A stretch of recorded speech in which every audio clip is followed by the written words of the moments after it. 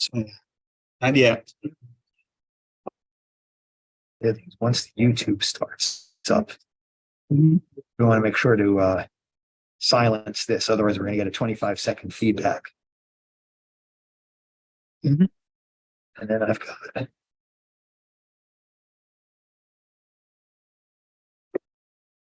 there we go. There we go. It's up. We want to make sure to silence this. Otherwise, we're going to get a 25-second feedback. Did you hear that? Yeah. And I've got unfortunately, we'll lose a little corner of the screen with these monitors. That's right. Yeah, I remember that. Here, it's the lower. So You would put the projector forward here. I could just remember that was putting slide together.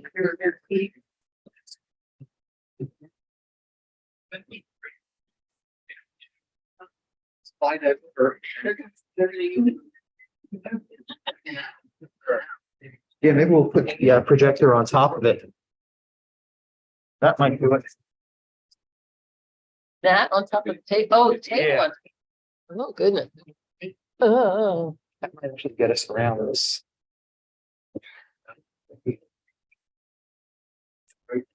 What? Yeah. Try that. Sometimes we'll reach.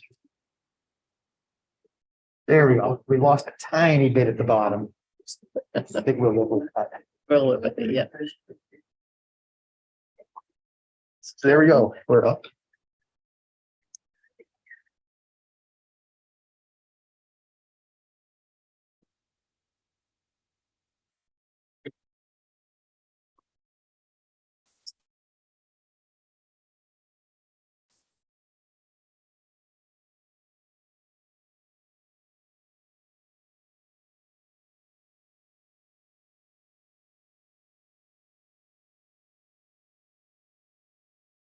You can talk. It's not 7:30 yet. You will be live on the internet, though. Oh, okay.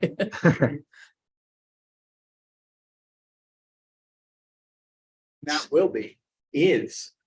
Let's see if we can switch to the other camera. Unfortunately, that camera is not working. Really? I don't know why.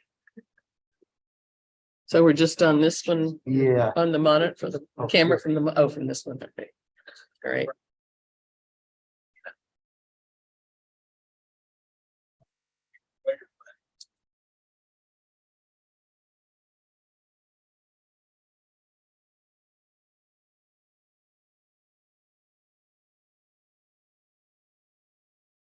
Wow, not against Bard. That turned out to be handy, Bard. Turned out to be handy. Yep. Is anyone going to need that before the end of the meeting?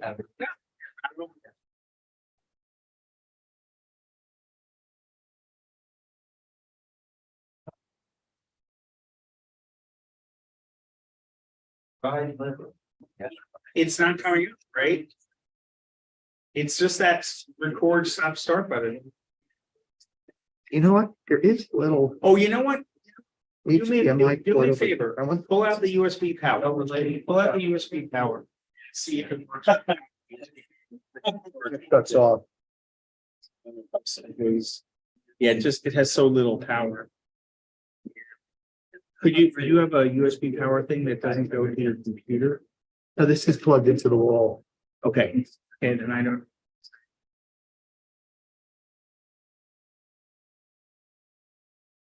Let's go let it charge. Mm. Because what happened last month is I forgot to plug it in. Oh, so it's not. That's why it died. Yeah, so maybe it's just so dead that it needs to. I figured it would turn on right away. But you have it plugged in. Yeah. But it's so dead from being discharged Could that it be. won't even recognize. Either that or there's something. Hmm. Well, we'll see if this wakes up. Switch to that.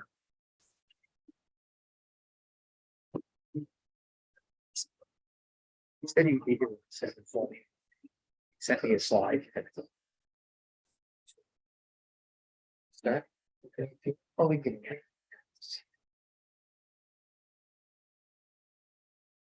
Just chance.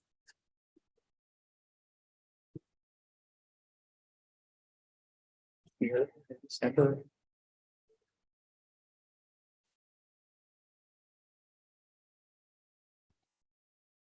Oh, Yeah, right, all the dates at once. right, and off. I guess it's, I don't know.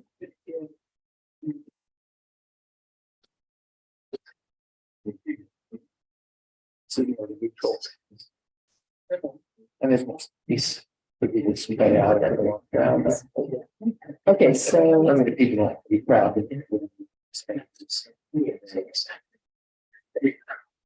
Right, all right, yes, so I actually did look at the dates. Because that's always a problem. So, but I don't know which day. We can not be Sunday. But it's great, because it will go land, so it starts December. Oh, okay. Because it's Sunday. Cool. December 13th. Second. Got it. This is. Basically going to be here, other than the map.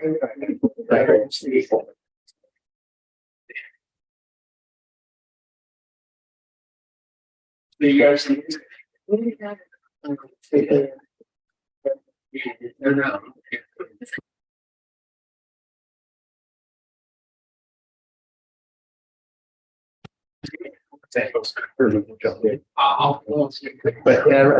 to be there. Who's this guy?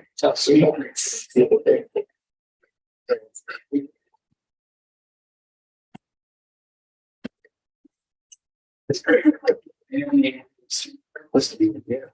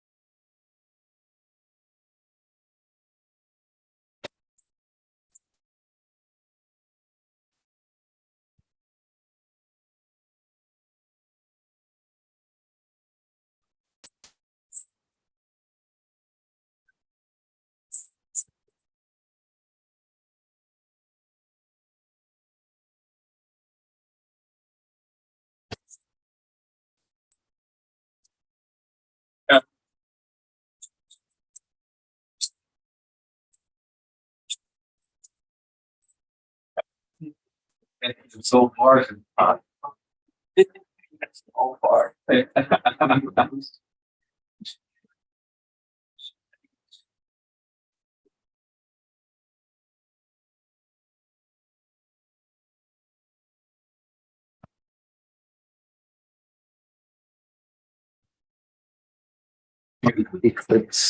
like, yeah. It's like the deep dive on a bow and arrow in the back.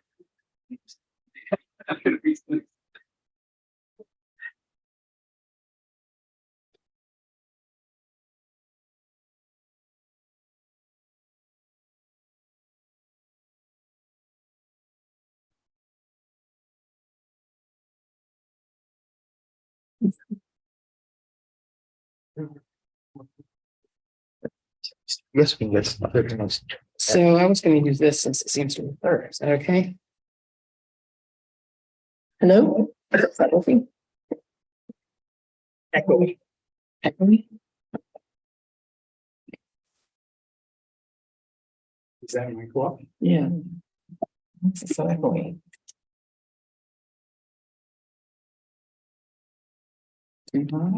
Well, no, I'm seeing echo right now, Hello? I was standing too close. right now. Hello? Yeah, better. Better? Okay, good evening, everybody. Welcome to the Delaware Valley Amateur Astronomers Monthly Meeting for September. Appreciate you all being here. I thought tonight we talk about a little bit about the annual solar eclipse that's coming up soon. And if you didn't know what it looks like, what one will look like, if you're in the path of annularity, that's exactly what it looks like.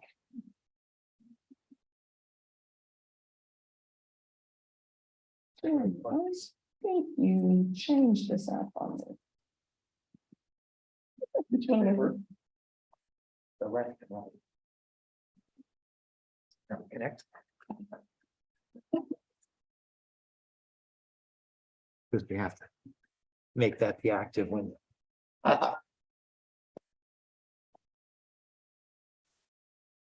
So the path of annularity is it?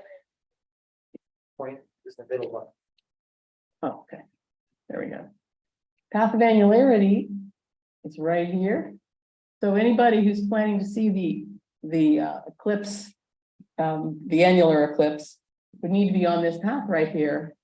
But we'll have partial eclipses, including in Philadelphia. In Philadelphia, we'll have the start of the eclipse will be at 1:21, or no, sorry, 12:05, and then it'll be maxed out at 1:21. And here's a simulation of the view from Philadelphia. You won't see the annular eclipse, but you'll see a partial. It'll look like that.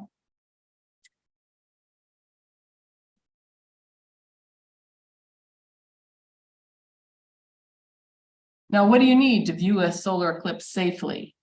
You need solar screening on your equipment or on your eyes in order to make this safe at all. Maybe you could bring the lights up, please, Brian. Sorry. So here's an example of some equipment you might want. This is a solar filter that fits right on your telescope, and it's made from Thousand Oaks Optical, which is pretty famous for their solar equipment that they sell. And it comes in all different sizes, and there's still time to order it if you think you'd like to do that. They also sell this solar film, which comes in a bunch of different sizes, and you can make your own shield for your telescope. Another famous sun company is Lunt, and they have a great selection of solar telescopes, but they also make solar binoculars. And these are really handy. You don't have to worry about any screening for your binoculars. And whatever equipment you acquire now will be great to use when you view the total eclipse in April. The other thing that's handy is eclipse glasses. So back in the back corner there, you can go home with one of these if you like. This is just eclipse glasses will fit over right over your glasses or just over your eyes. And they have fancy ones that you can buy. And these are available in all different sizes, and they're great for cameras, for binoculars, and for finder scopes. So I have one that I just put on my finder scope, and it comes with Velcro stuff inside that will make sure it's a tight fit and it doesn't fall off. And that company is Rainbow Symphony. Okay, so let's talk about the events coming up this month. I'm sorry to announce that our public star party tomorrow night is canceled. We know we're all getting Ophelia over the weekend, so we can't have that. So the next thing to look forward to is on October 1st, there's a solar observers, a call for solar observers at the Willows Park in Radnor Township. And that's a big family event. It's really nice to have people there with solar scopes. And we do it every year as a way to kind of give back to Radnor because they provide this wonderful venue for us. We're also having an observing clinic for members on October 7th at Green Lane Park. So this is something for anyone who is either a beginner or intermediate. You'll be asked to register. You'll tell us which equipment you'd like to learn about and what your questions are. And we'll make sure that someone is there that can help you with the questions that you've got. Then comes the eclipse. And the only public viewing that we are doing is at North Wales Library. And that'll be noontime on October 14th. And Barry Johnson is leading that.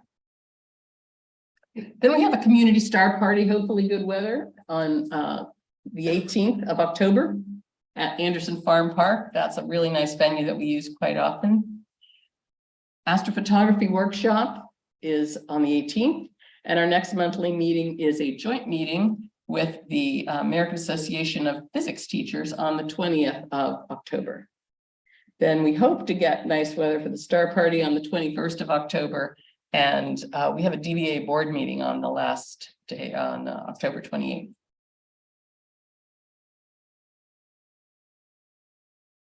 Overnight star parties, there's still a few left. So if you haven't had a chance to get to any overnight star parties, take a look at these two. The Stanton River Star Party, October 9th to the 15th. I've been to this one. It's actually really nice. It's a good site and the people are nice and it's great. It's a bit of a ride, but it is a nice star party. And then the South Jersey Star Party, which you've probably been to, Jeremy, right? Yeah, that's a nice one too. Yeah, okay. All right, now we want to get you all excited about the auction that we're going to have at the end of this year. These scopes here are 3 of the 10 scopes that we'll have in the auction. The way this works is, first it'll start as an online auction, and that'll give you the opportunity to look at whatever equipment is there and also to do research on that particular scope and see if you think it'd be a good fit for you. So you register, you can start the bidding process, and that's the online part. Then that shuts down and the last bid for the online part becomes the starting bid for the in-person part. And so we'll have a live auction here in this room. Everything will be set up so you can pick it up and look at it and figure out if it's something that you'd like to bid on.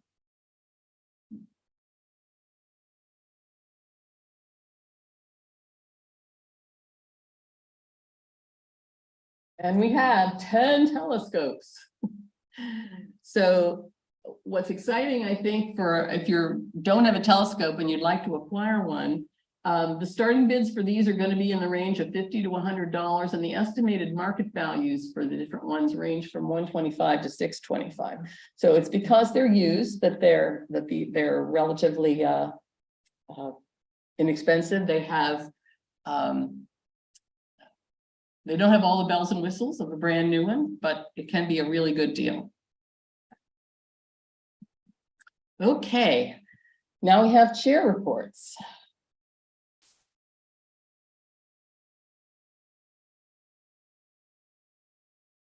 The time when we make Brian walk all the way from there, all the way over to here. You do have a microphone back there that works. That's true, but couldn't that's where see they him get to then. see me on. We have 9 new members this month. Actually, kind of 3 from, before the last meeting or before this was the state park meeting. And then 6 this month. So Mark Iorio, Joseph Kraus, Jeremiah Johnson, William Moran, Stephen Harmer, Chantal Clark, Elisa Sperlinger, Deepak Malkin, and Anil Mather. And I know that Mark and Jeremiah and Stephen are all here tonight, so please welcome.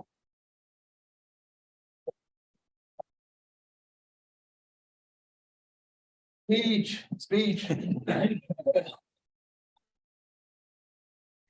Sure, they'll never come back. Anyone here for the first time tonight? Wow, great. Welcome, everybody.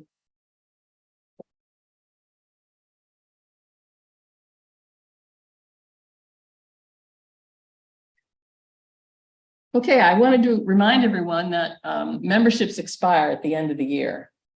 And everybody's on a calendar year regardless of when you join, but you do get grandfathered in a way. So if you join in September, October, November, December, your expiration will be the following year. So don't hold back. If you'd like to join now, by all means do. You'll get a expiration date in December 31st, 2024. Every year about this time, we talk about new officers as well. So the way our officers groups work is that each officer agrees to serve for a year, and that can be repeated for a total of 3 years, and then they need to give it up for another candidate. So this year, all of our officers are eligible for another year, except for one of our members at large. And so that means we'll be looking for someone, a new member at large for this year. Now, what is a member at large? Basically, you are someone who represents the membership in decisions that the club makes. And so it's not someone that needs to know a lot of astronomy. It's someone who is a member, has been a member for a year, and also has will speak up for their constituency, whether you're a young person, whether you're a woman, whether you're a minority person of color. We like to get diversity in terms of our members. And that's why we like diversity in our ranks when it comes to the member at large. Okay, now I'd like to invite Al up to talk about the program that we're starting now, Youth Awards.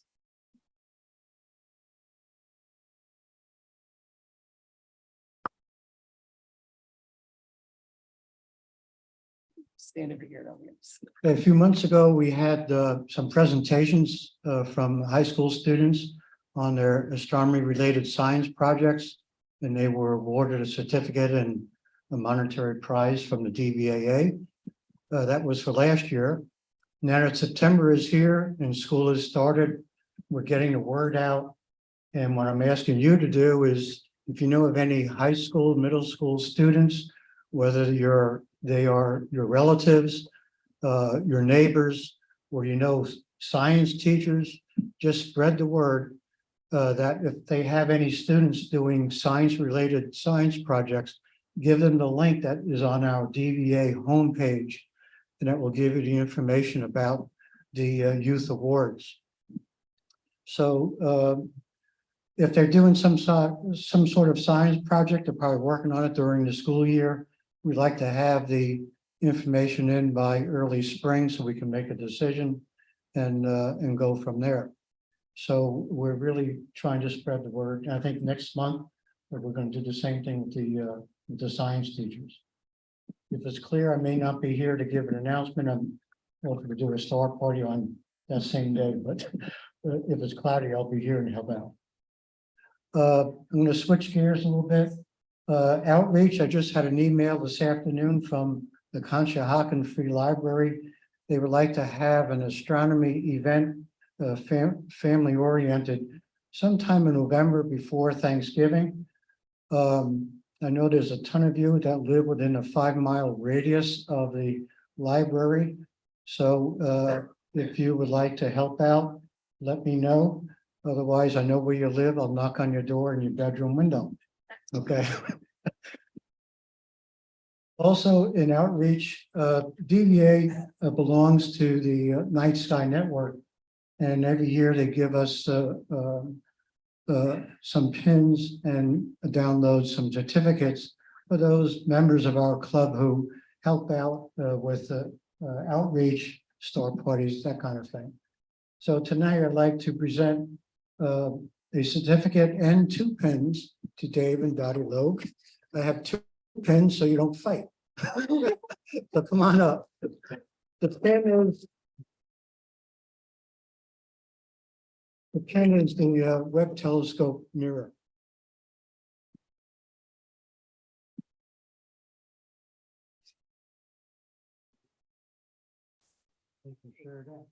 Oh, we can share.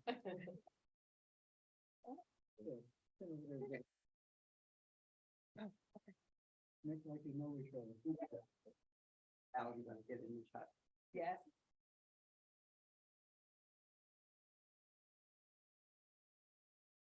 Thank you.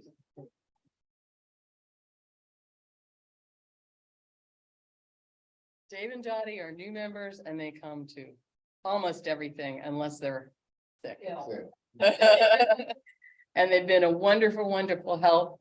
So this is what you can accomplish with as a new member. You just you can grow in astronomy and you can have a lot of fun. It's fun, right, guys?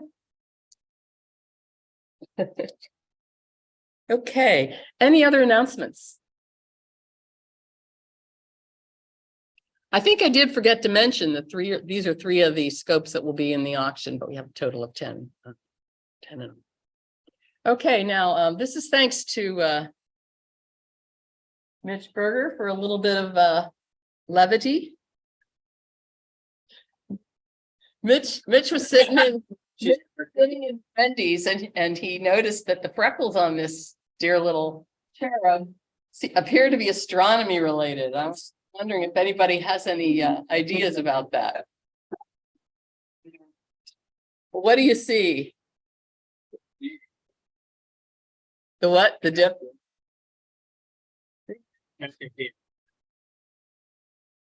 For sure, I see Cassiopeia.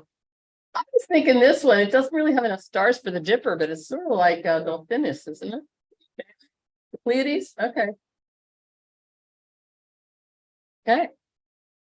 Excellent. Thank you so. This is how room. Okay, now I'd like to introduce our speaker for the observing talk.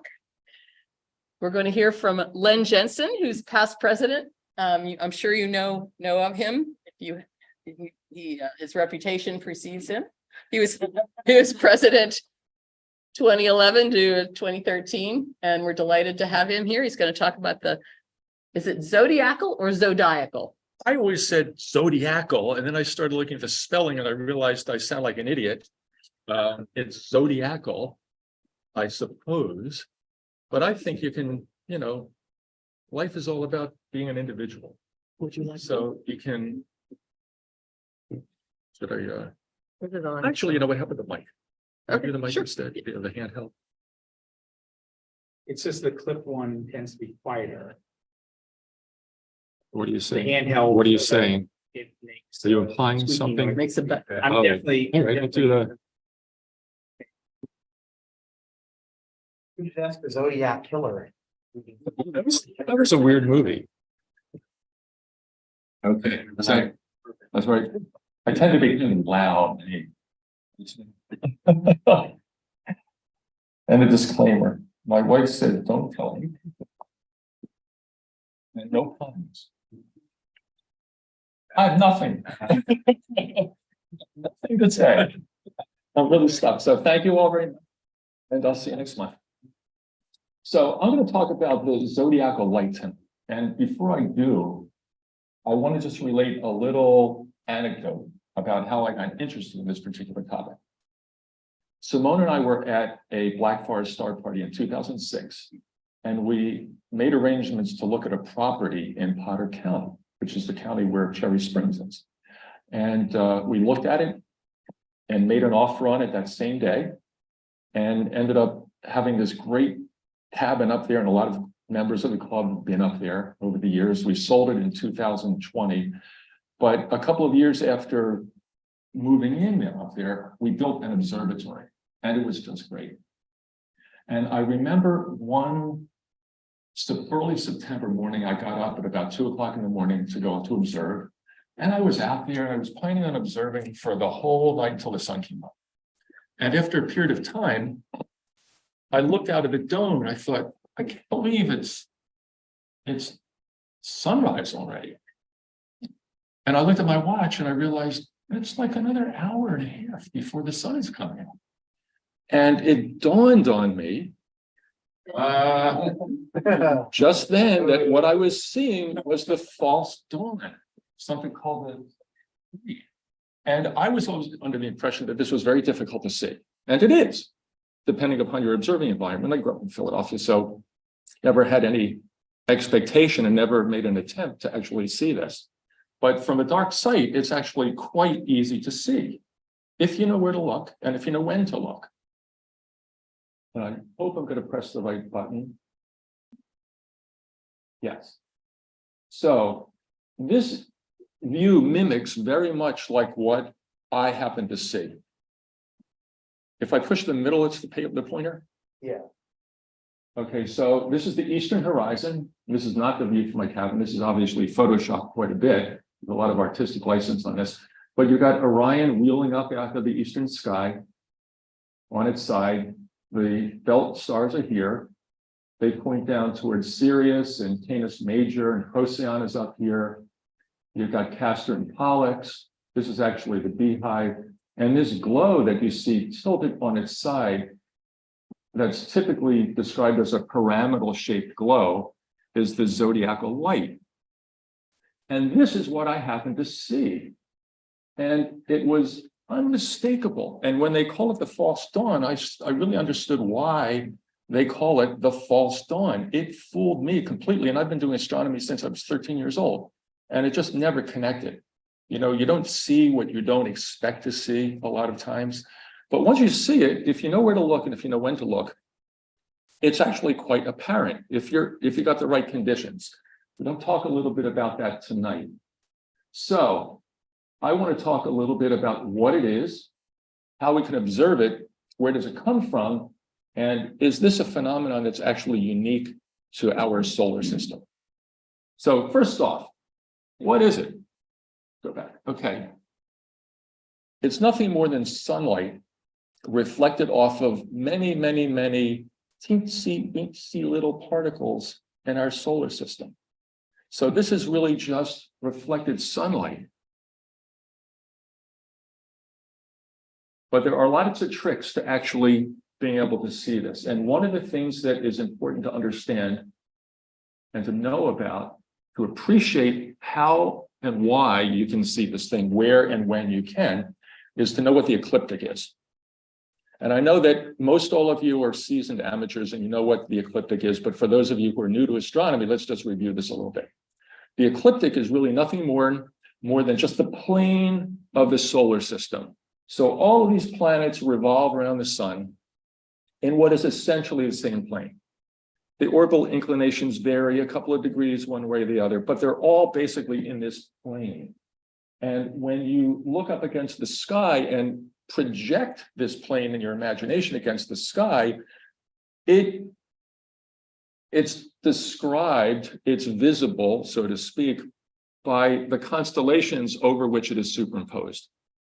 And those constellations are the constellations of the zodiac. So when people talk about their astrological signs, they're talking about the constellations that lie upon or lie over the projected ecliptic plane, this imaginary projection. And in the winter, you're going to see Taurus, Gemini, spring is Cancer, Leo, and Virgo. You're also going to see in the summer sky constellations like Scorpius, Sagittarius, what comes next, Capricornus, et cetera, et cetera, et cetera. Now, one thing that's important to remember here is that the Earth is tilted 23.5 degrees on its axis. So you can essentially think of that as being tilted 23.5 degrees off of the ecliptic plane. What that means is that at different times of the years, the projection of the ecliptic onto this celestial sphere varies.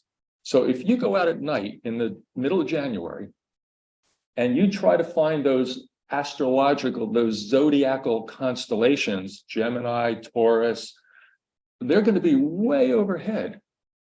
The ecliptic is projected very high in the sky. But 6 months later, when you look at the summer sky, where's Scorpius? Where's Sagittarius? They're way down low. That's a consequence of the Earth's tilt. And this has implications as to when you can see and how easily you can see the zodiacal light. So this view is what I happen to see. And again, just try to remember Orion up in here, Sirius down here, the zodiacal light here, and then we're going to flip ahead to this.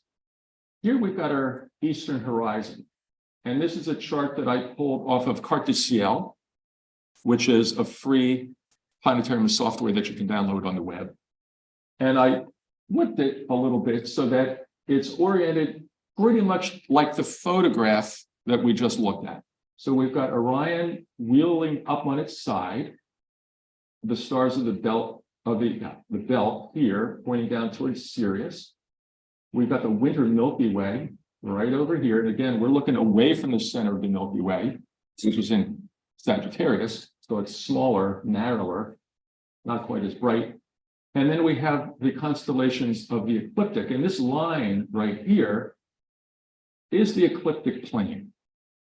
So if we toggle back to this photograph, the ecliptic runs right along here. This is the Beehive M44 in Cancer. And this is just the coordinates. Oops, all right. Projected onto the sky. So if you think a little bit like this, what you can begin to understand is why it's easy or easier to see the zodiacal light in the morning sky in the autumn. It's because the angle of the ecliptic from the horizon is more open. This pyramidal shaped glow is more vertical. It's not vertical, but it's more vertical. And it's not superimposed over the Milky Way. Now, if we look at the western sky at sunset in September, what do you see? You see the constellations of the zodiac here. Scorpius is already set, but here's Sagittarius. The ecliptic plane is right here. And it's at a much more acute angle, which means that when you were to, if you were to look at the zodiacal light here, you're looking at 4 times as much air as when you're looking straight up. And that air absorbs light. It diminishes the magnitude of anything that it's passing through, that's passing through it, and it dims it out. And in addition, you've got this very broad band of the Milky Way over which the ecliptic plane is superimposed. So you've got a couple of different factors working against you being able to see the zodiacal light on the western horizon in the autumn. The 2 best times to see the zodiacal light are the equinoxes. The autumnal equinox, which is tomorrow morning at 2:50, and then the vernal or the spring equinox, which occurs in March. And so this is what the zodiacal light will look like looking towards the eastern sky in the autumn. But because those constellations have wheeled over almost 180 degrees, the perspective has shifted. And the zodiacal light is still pointing south, but it's in the opposite direction as it would be if you were looking at it in the morning sky. That only makes sense because everything is almost 180 degrees opposite or inverted. Now, theoretically, the zodiacal light is visible throughout the entire night, as long as you've got favorable conditions. But the greatest degree of scattering, the brightest amount of scattering is towards the sun. But this is a 360-degree view from, I don't know where, but we're looking at one horizon here, and you're looking at another horizon over here. This is a very weird perspective.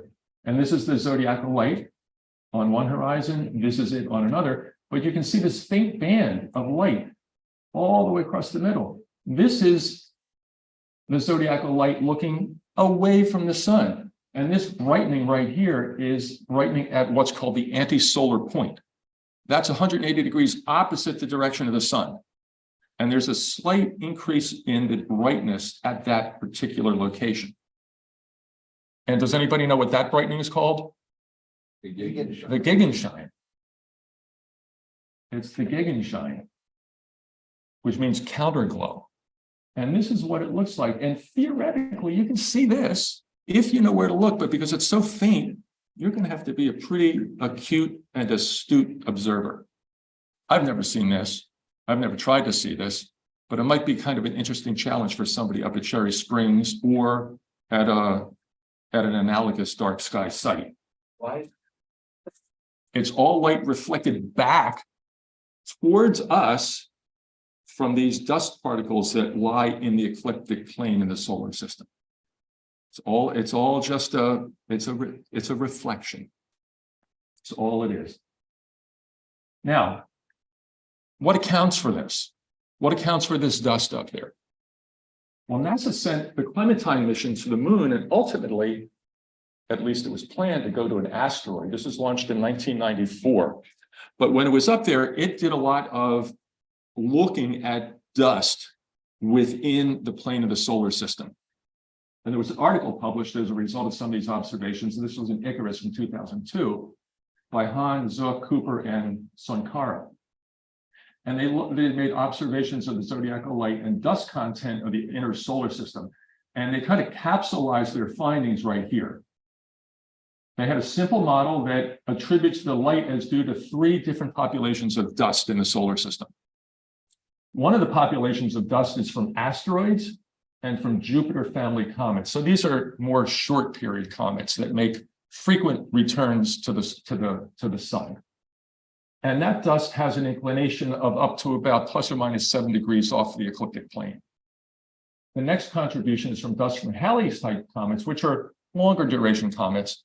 They tend to have slightly different orbital inclinations, a little bit greater, and they account for dust, again, approximately 33 degrees above and below the ecliptic plane. And then you've got dust from the Oort cloud. So the Oort cloud is this giant cloud that exists as much as a light year out of this from the sun, and it can think of it as a sphere. Okay, so while these Jupiter family comets and asteroids and slightly longer period comets are all orbiting and approaching the sun roughly in the same plane, the Oort cloud, gravitationally related to the sun, can have objects streaming in from any direction at all.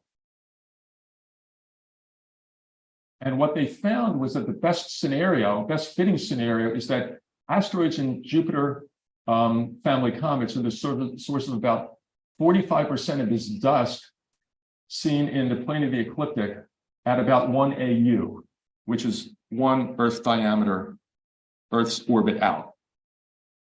About 89% of it, what am I reading? At least 89% of the dust cross-section is enclosed by a 1 AU radius is of cometary origin. Various comets.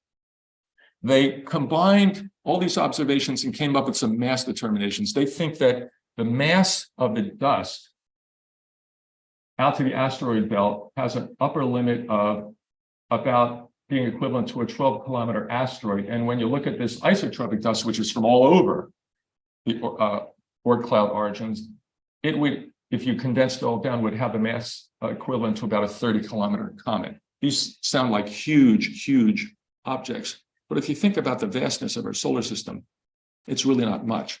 This dust is mostly in the tens to hundreds of microns in diameter. A micron is a thousandth of a millimeter. A millimeter is about a 26th of an inch. So very, very small, tiny particles. I knew somebody would ask that. And I knew the answer, but it's something like 1 particle in a much larger space than you would expect. And I wanted to look it up before I came here tonight, but I didn't. But I'll try to find it for you. So clearly, this is right in the notes. It's brighter than the Milky Way. I mean, what I saw was brighter than the Milky Way, and I thought it was early dawn. I mean, shockingly bright. Yeah, I mean, just I thought it was like, what's that bright? It like hits you over the head if you know what it is and where to look. But, no, I didn't. No, I never did. And I've seen it multiple times up there. It's really not hard. I've never seen it in the evening sky though, only in the morning sky. I think it's easier when you see it in a dark sky brightening than a bright sky darkening. Then there was the Juno mission, which went out to Jupiter. And this is a really interesting mission as it relates to the zodiacal light. And this was not a mission that was planned to look for dust in the plane of the solar system. One thing to bear in mind with this picture is that it's got giant solar panels. Remember that. Oop, jump ahead. This mission had to travel about 1.5 billion miles through the plane of the solar system to get out to Jupiter. It had a magnetometer experiment on board. And as a part of this magnetometer experiment, it had 4 star trackers, 4 cameras.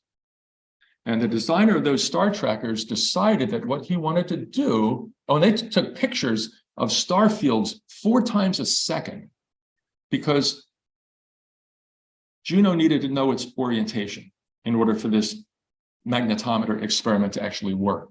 So it took 4 pictures of star fields every second, and it compared star patterns to an atlas of known star patterns. So it could orient itself. It knew where it was. But this investigator decided he was going to program one of them to look for objects that did not appear on a database in the hopes of finding unknown or undiscovered asteroids.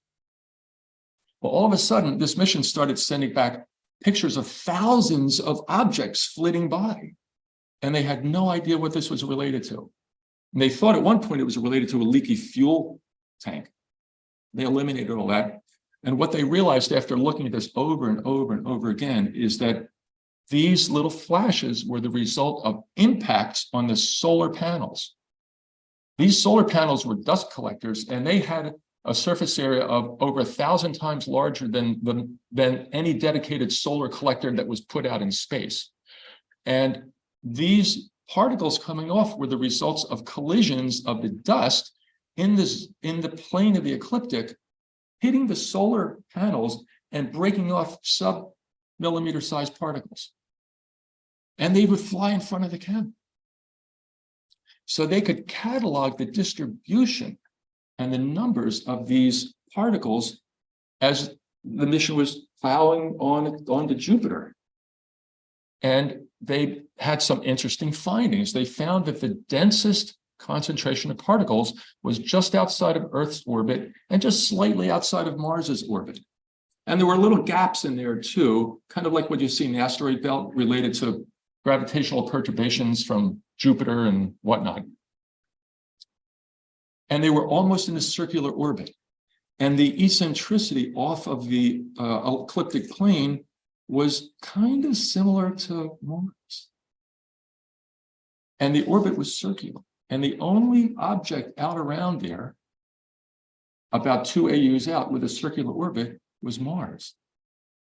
And this is what the cloud looks like. So they postulated that at least one of the origins for the dust in the plane of the solar system responsible for the zodiacal light came from Mars, but they did not postulate any mechanism to account for the loss of this dust from the gravitational field of Mars. Kind of wild. Okay, so this is, I won't go in because I'm already talking too long, I think. I also found another really interesting survey. This was a PhD dissertation on a survey of radial velocities in the zodiacal dust cloud by B.H. May. And this is a picture of him. Oh, this is a little abstract. We'll skip that. But this is a picture of him with his instrument. This is at Teide Observatory on Tenerife.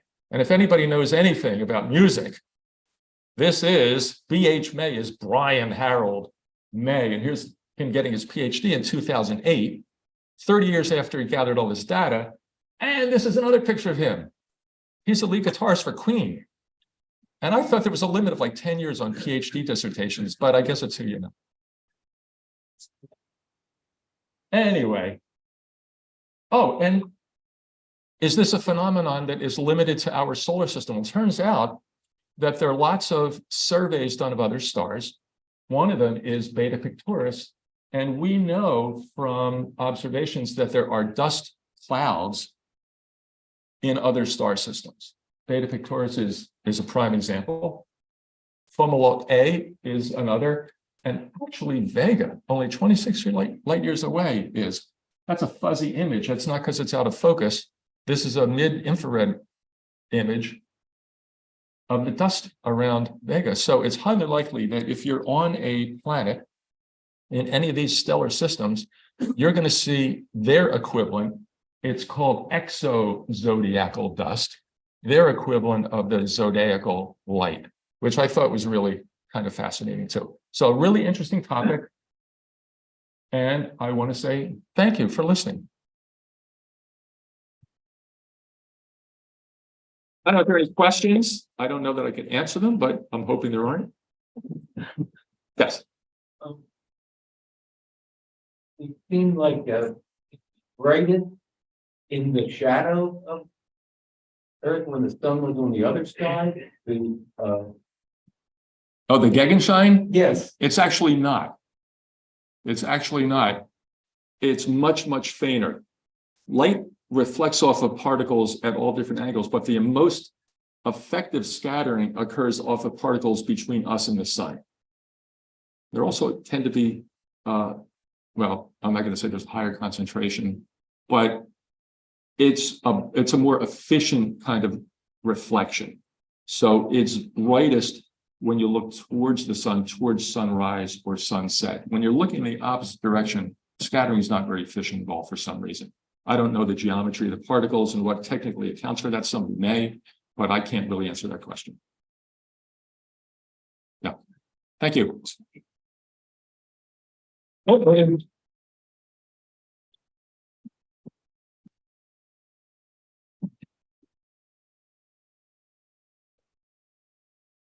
Okay, thanks, Lynn. Now I guess I'll introduce our program chair, Jeremy. Introduce our speaker for tonight. Microphone.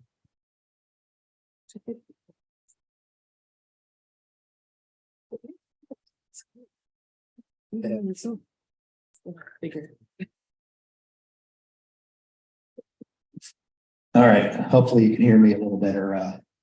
So let's see, a couple things to talk about first. I wear a few different hats. So in addition to what I do here, I'm also the participant to the Mid-Atlantic Amateur Radio Club. What's kind of interesting is we're going to be doing an amateur radio event October 14th and 15th, which is actually exactly the same time as the solar eclipse. So it's something called the Pennsylvania QSO party. Basically, we set up a ham radio station outside and we try to make as many contacts as possible over the weekend. So we're going to be in an outdoor place. It's the Lower Providence Fire Department Fairgrounds up in Eagleville. So we've decided to extend an invitation to DVAA members who wish to attend. If you want to bring a scope and set it up, we can observe the eclipse. Or if you just want to come on out and do some eclipse observing and so learn a little bit about ham radio, maybe even operate on the air, make some contacts. This is at an active firehouse, so this is not something that we're really opening up to the public because we have to keep the numbers kind of down because, you know, there's a lot of traffic and they have trouble getting the rigs out. That's not going to bring us very good attention. So this is something we're extending to DVAA members. I'll send out an email to the members with a little bit more information about the exact date and time and location. So that will be October 14th, roughly from about noon until 3 p.m. But we'll be doing radio up until midnight. And in fact, we'll be back most likely the next day as well. So that's one thing. All right, changing to the other hat. In October, we'll be back here for our meeting on October 20th. And that will be a joint meeting with the Southeast Pennsylvania section of the American Association of Physics Teachers. Our invited speaker will be Dr. Paul Baker from Widener University. So he works on the Nanograv project. You may have seen the recent announcement that they detect gravitational waves by doing pulsar timing. So essentially looking at the arrival times, pulses from pulsars, you can actually see very long-term variations in those arrival times because of the gravitational waves traveling through space. So this is something that's actually very complementary to what LIGO observed. Right, LIGO is the thing with the little lasers and they observe the change in path lengths. You know, that they're looking for sort of short wavelength, short period gravitational waves. This is detecting much longer wavelength, much longer period gravitational waves. This is still kind of in its infancy, but they've announced their first results earlier this year. So we're looking forward to having him give us a presentation about Nanograv. Then on November 17th, is that right? November 17th, I think, whatever the Friday is in November, we're planning to have a member night here. So we are looking for some people to present. I was thinking this would be a good opportunity if you have any photographs from the October eclipse. If you want to talk about that, that would be a good thing to do, or any other topic that you wish to present about. So if you want to give a presentation on that, shoot me an email. And then in December, we're going to have the auction, which Jan told you about before. 2024, we're currently working on the dates, so we'll hopefully have those set up in the next couple of weeks, and we'll start booking speakers for 2024. All right, so tonight we are very pleased to have back one of our returning champions, a longtime friend to the DVAA, someone who needs no introduction, but I'll give him one anyway, John Conrad. John is a NASA JPL Solar System Ambassador. His career was in the aerospace industry, in particular, the unmanned spaceflight program. So he's had a long career in that, and now he's retired from that, and he's moved on to his second love, which is talking about astronomy. So he's been here a number of times in the past several years. He's presented about climate change. He's presented about lunar science and the Apollo missions. He's presented to us about Cassini from Saturn. He's presented to us on NASA's great observatories, Rocket Science 101 and 102. Still waiting on my diploma for that. And most recently, he talked to us about the Lucy mission on the way to the Trojan asteroids. So tonight he's back to tell us about OSIRIS-REx, which is about to have a very important milestone this Sunday. So please join me in welcoming John Conrad.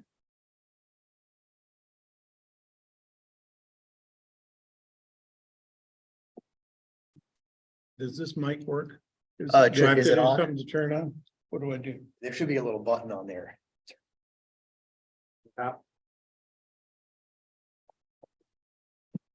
How's this? Yeah. Now it's on. Is that good? Perfect.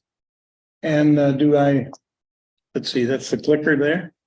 Oh, we come up on the wrong screen here. Okay. It's warning me about external content. Hopefully you're not putting any viruses on my computer. Could we get the lights down some? Thank you. And let's see, is this being zoomed and stuff? Yes. And is the camera like, is this it? It's over here, yeah, you need to see, here's the. Okay, but where's the camera? Right Is that it? Okay, because I just wanted to say hello. Here's what's going out. Okay, and I also wanted to know where it was so I could stay out of the way. Yeah, so you're off camera now. Okay. And it is great to be back. I appreciate your applause there. Now I don't know what I'm gonna do. And in particular, I don't know what I'm gonna do because I sort of feel like the undercard now because Len did such a great job. I mean, that really was fantastic. What I have always called zodiacal light, I never actually understood until now. And so in a way, you sort of recovered the club's reputation, though, I have to say, because I'm from a rival club. And a number of you are aware of that. And we're all proud of our home clubs. And so, of course, one of my missions when I come is intelligence gathering. So I was looking forward to going back and telling them about the level of the technical content based on Wendy's and the recognition of the asterisms. Which was a little shaky even at that, I have to say, but I'll never go to Wendy's the same way again, I'm afraid.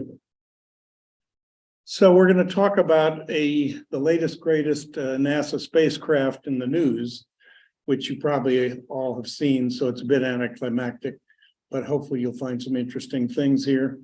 What I wanted to start with, though, in addition to just looking at this wonderful half-kilometer wide target asteroid known as Bennu, being visited by that spacecraft there, OSIRIS-REx. Before we started, I wanted to give some credit here. I kind of like to, if I can get the clicker to work. So up, down. What am I doing? Yeah, I just have to make this active. Try it now. There we go. Okay. Wow, it rotates. So I wanted to note that Jason Dworkin, the project scientist, did an absolutely superb job of briefing all of us less than 6 months ago, or about 6 months ago. So I've used a lot of his slides. I don't often, give so much credit, but these really were good, and he was really sharp and helpful. So he gets the credit for most of this. In the lower left there are a whole bunch of other organizations that get credit, not just NASA, with several of their centers involved, but you see Lockheed Martin, the spacecraft contractor. As you'll see, they've done some other relevant spacecraft as well. And the University of Arizona is noted. I wanted to mention them because they're a big part of the research into planetary material and lunar material that gets returned. They're a very important cog in the research wheel, as you'll hear about here. And then a bunch of other folks as well. So OSIRIS is the name of the spacecraft. As I've mentioned before, one of the big days in the early life of every project manager or scientist is when he gets to pick the acronym that people are going to remember. And it's sort of like part of his legacy then. So this time they did a really excellent job, I think, of picking one that not only, like Bennu, is part of Egyptian mythology, but in this case, it stands for a whole bunch of things that are relevant. It really explains the spacecraft, the mission, and so on. Origins is the primary part of the mission. Origins of our solar system, origins of Earth and everything else. And just briefly, to be able to get as much of the original material that's still untouched after 4.5+ billion years.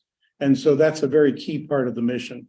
Spectral interpretation, resource identification, you'll see the instruments they have. And so that's very much a part. In addition to bringing some material back, they've done an awful lot of study and science already of this asteroid. S for security, security in the largest sense for humankind, security against asteroids crashing into us and wiping us out. And so there are a set of potentially hazardous asteroids, as you'll hear. Bennu happens to be at the top of that list right now. But what we're able to do by visiting it and really checking out the orbital parameters is to better understand a key effect from the sun known as the Yarkovsky effect, which we'll talk about briefly. And finally, the REX is simply Regolith Explorer, where regolith is one of those fancy words for something simple like surface. It's the surface of the asteroid and a bit of the material under the surface. So now here's another kind of a cartoon slide, which is way too busy, so I'll just kind of tell you what it says. It says Earth's been around for all that time, just like the rest of the solar system. And because of everything from plate tectonics to incoming comets and, asteroids, meteorites, and just the recycling due to weathering on the Earth, there isn't any way for us to really know that we have any of the pristine early material within reach on the Earth, which is kind of odd. So we have to get somewhere else, even though we're made out of it. And so the challenge then is to get uncontaminated material. So here we start on the left and we see that the most contaminated material that comes in is found and studied to some extent by these kinds of folks, the guys and women that like to go out and find meteorites, and they have clubs and they write newsletters and stuff, but they don't do much in the way of really good science. And so the next best is to get the university science teams, like this African university team that's out picking up a meteorite to take it back to a much better clean environment in their lab. But the best we do on Earth really is these, which you're probably aware. We have this wonderful millions of square miles of almost all white continent in the south. And so if you can go to Antarctica, and fortunately almost nobody does, so these things that fall there are easy to spot, but they're also not found by almost anybody because anybody never goes there. And so the ones that they do retrieve are really relatively untouched, and they're the best that we can do. But what we really want to do is get out and get the stuff that's truly from the beginning of the solar system untouched and try to bring it back uncontaminated and study it. And that's what OSIRIS-REx is doing. So we got a bunch of history of sample return from the solar system. And of course, we start with the 12 men and 6 missions in the late 60s and 70s in the Apollo program that brought back material from the regolith and rocks and so on to the tune of about 900 pounds. And notably, not all of that has been taken out of storage, safe storage, clean room storage, because the whole idea with studying things that are hard to get is to not necessarily study it all at first if you can hold some out. So there's still quite a bit of it around that's being studied for the first time. The Soviets, when they actually were able to get one of their lunar spacecraft to hit the moon, did an excellent job in the 70s there with Luna 3 times bringing material back. The Chinese with Chang'e 4, you may remember about 5 years ago, got to the far side and they made a big name with that particular landing on the far side. But the next Chang'e 5, was a lunar sample capture and return mission, which was successful. And the next thing that probably is going to be bringing back lunar material is our Artemis program, which you read about probably from time to time. It's gone from 24 to 25. The latest official date, I think, is at the end of 25. It's not going to make that. Maybe in 26, we're going to land a person on the moon the next time. We'll see. The fact is that it's becoming a little bit of a race because the Chinese have now declared that they're going to get there by 2030. So we better beat that. But at any rate, this may be the next lunar material we get back from Artemis 3, it's called. So the next 2 spacecraft, Genesis and Stardust, were both built by Lockheed Martin. And in one case, got some of the solar plasma and brought it back. In another case, brought some cometary material back. That Stardust mission is so similar to the spacecraft and the sample return canister, the SRC, that there's a lot of risk reduction that we get simply by reuse of things that have already worked. And both those spacecraft brought their capsules back to the same place that OSIRIS-REx is bringing its canister back. And then we have the Japanese, JAXA, their space agency, in cooperation with us and with the University of Arizona, have been focused on bringing material back.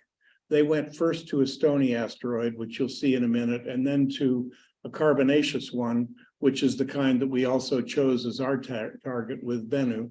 And so you get a look at both those. And so they've been doing their capture and bringing material back, a lot smaller quantity, as it turns out, over the last 15 years or so. And then we've got OSIRIS-REx, which is coming soon, like the day after tomorrow. And so, as I mentioned, we have that significant collaboration going on there. And so finally, we've got a couple more missions on the books, we being the Japanese going to the larger of the 2 moons of Mars, Phobos, and they say, although I haven't seen the details of it, that they'll be there and back with some material by 2028. You've probably heard that the Perseverance rover, which is the one that landed in Jezero Crater in Mars 2020, the NASA mission, has been gathering material, and there that thing on the ground looks like a lightsaber. They've got 35 of those canisters on board. They've filled 22 of them so far, driving around with a rover, and they've dropped off 10 of those at a particular place known as the depot. And the depot, you might think, is where they're going to send the MSR, the Mars Sample Return Mission. It isn't. They're actually going to send that spacecraft, and they're going to try to rendezvous with Perseverance wherever it is when it gets there. And if they happen to not get there, they've got this fallback demo to go to pick up 10 that have been dropped there. But at any rate, hopefully we'll have a dozen or more of these canisters with Martian material back by 2032.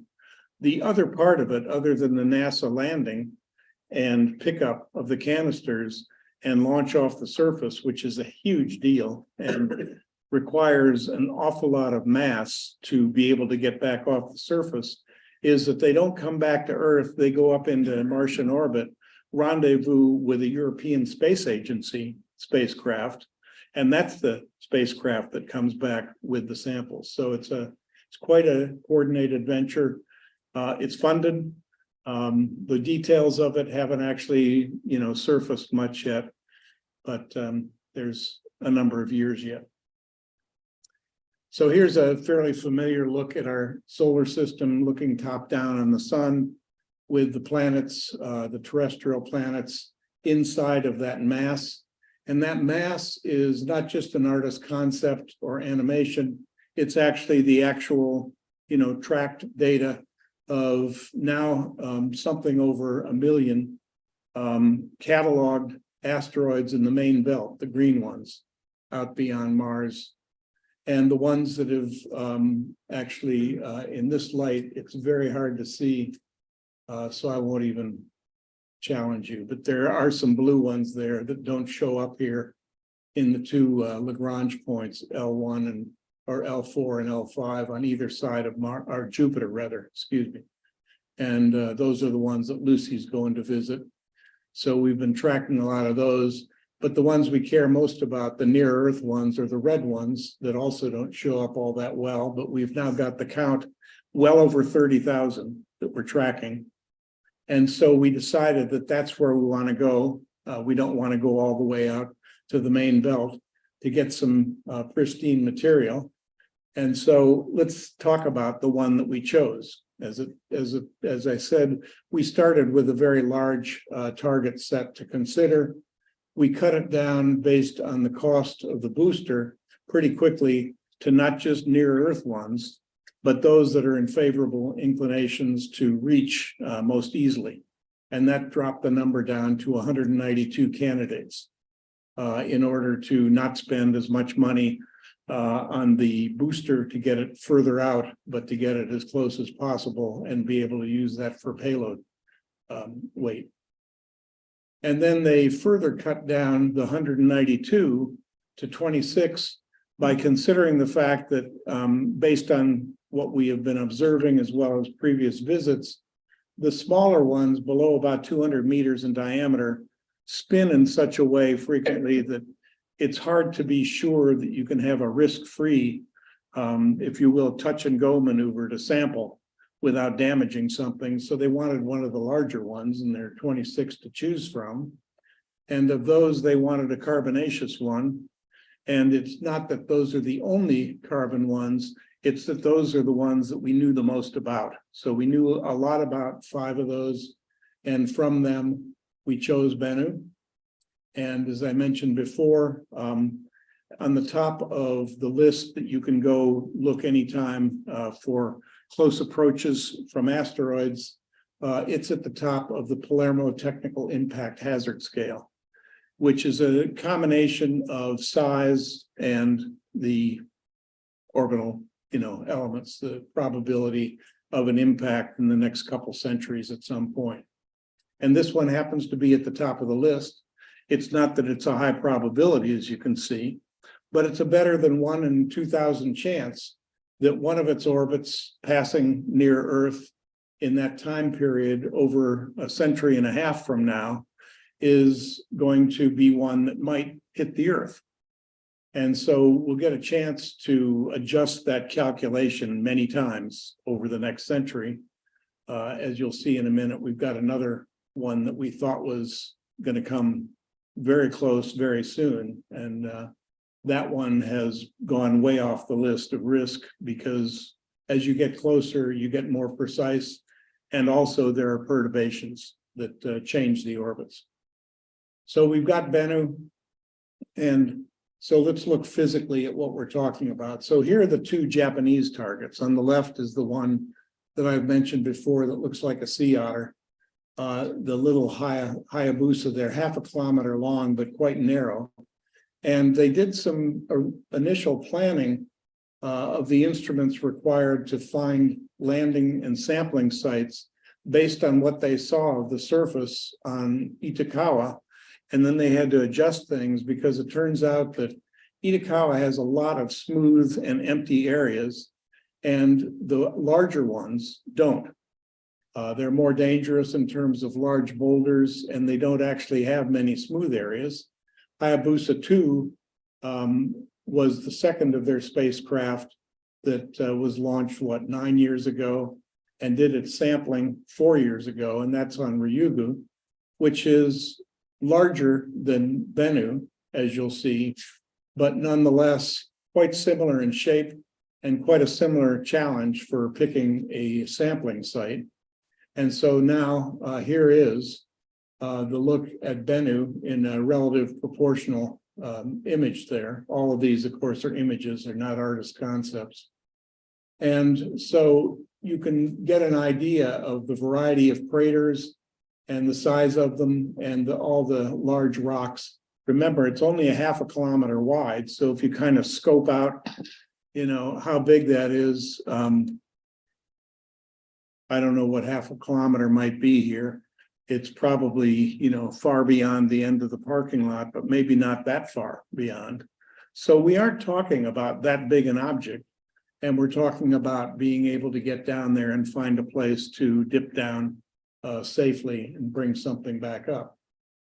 I thought it would be also interesting to take a look at the one that became familiar to us a year ago.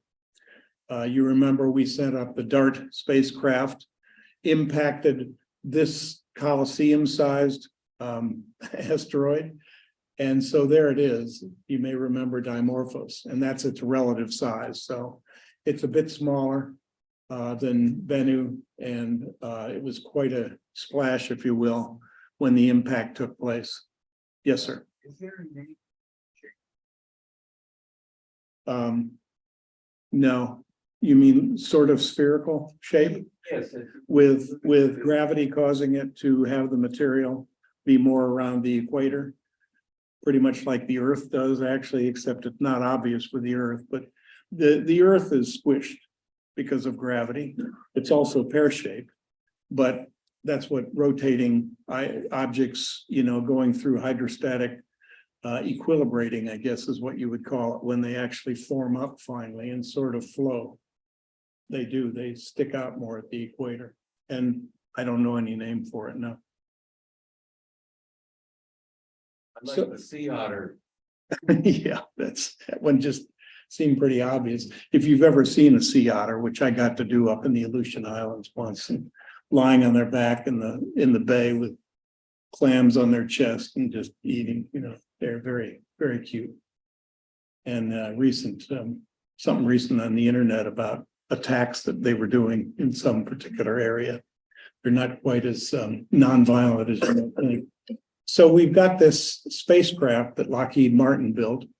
There it is in the upper left-hand corner. I put the specs there. It's about a 10-foot square or 10-foot cube to picture the size of it when it's got everything stowed up against the sides.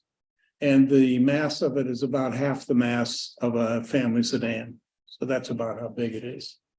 And here are some sort of artist drawings of it, all stowed together in the green there in the upper left. The solar panels are stowed on the sides where they're deployed in the other two views. As you see, the sampling arm that's sticking down on the right-hand view is stowed up against the left side there in the upper left view. And the thing that's staring at you in the middle, the round thing, is the sample return capsule. And so it's not just a sampling spacecraft, it's very much more than that. Number of instruments, visible and IR cameras and imagers, which because of such a small object and so many thousands of orbits over the couple of years that it was there, we have incredibly good high resolution views and maps of this particular object because of these imagers, as well as the just the optical views there. We have a whole family of spectrometers, including an X-ray imaging spectrometer. So the composition is very well understood. And finally, the topography is well known because of the laser altimeter with a resolution of, I think, 2 centimeters, something like that. So we really do understand this body very well, as they wanted to, because they spent the better part of a year and a half, once they got there, deciding candidate sampling places and choosing one. And so reconnaissance was a big part of the mission, but all the time they've been gathering data for the science mission as well. But let's take a look first at the sampler, which is what the reconnaissance was aimed to give them a place to go. So here it is. This is actually a zero gravity simulation on Earth, of course, showing you how it works, where it pushes on the surface. It puffs out compressed nitrogen gas in order to kick a lot of the material at and just below the surface up high enough that it'll come up into the bottom of that canister and be collected around the inside of that canister. And I don't know about you, but it looks to me like if I don't know what they're like today, but that used to be like an air filter in a car. You know, that's essentially the right size too. It's about 1 foot across. So that's the sampling head, and tag SAM for touch and go sampling. And so here we are with the orientation of the Earth and the green orbit and the magenta or red Bennu there. And so after the launch in 16 that you see there kind of on the right, it was a couple years before it got there because it went past Earth once and took advantage of the slingshot effect. And then it arrived in 2018 at Bennu. And you'll see in a minute the trajectory and the orbits that it went into.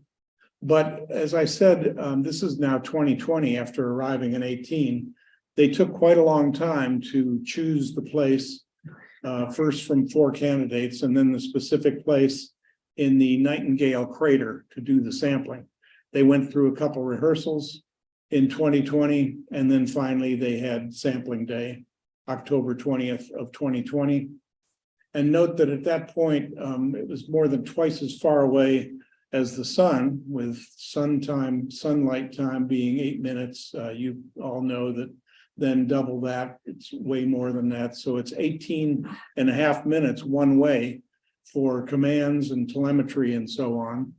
And so basically it was an autonomous spacecraft with people crossing their fingers from time to time that it was doing just what it was supposed to, and it did. So here's a computer simulation of the arrival at that, in the middle there, Bennu. And once it arrived, it had a whole series of orientations to get all the lighting conditions and different altitudes in order to do the best job of understanding the surface. And then finally went into these low and lower, pretty much circular orbits, thousands of them. Remember, this took place over a period of a couple of years before they did the sampling. So here it comes in on its sample rehearsal, where it went down to the surface at the right place, did everything but do the sample. And then a few months later, actually did the sampling in October. And so at this point, it didn't come back to Earth yet. It spent another 4 or 5 months going back and getting reconnaissance of the site from which it is sampled, which you'll get a look at here in just a few minutes.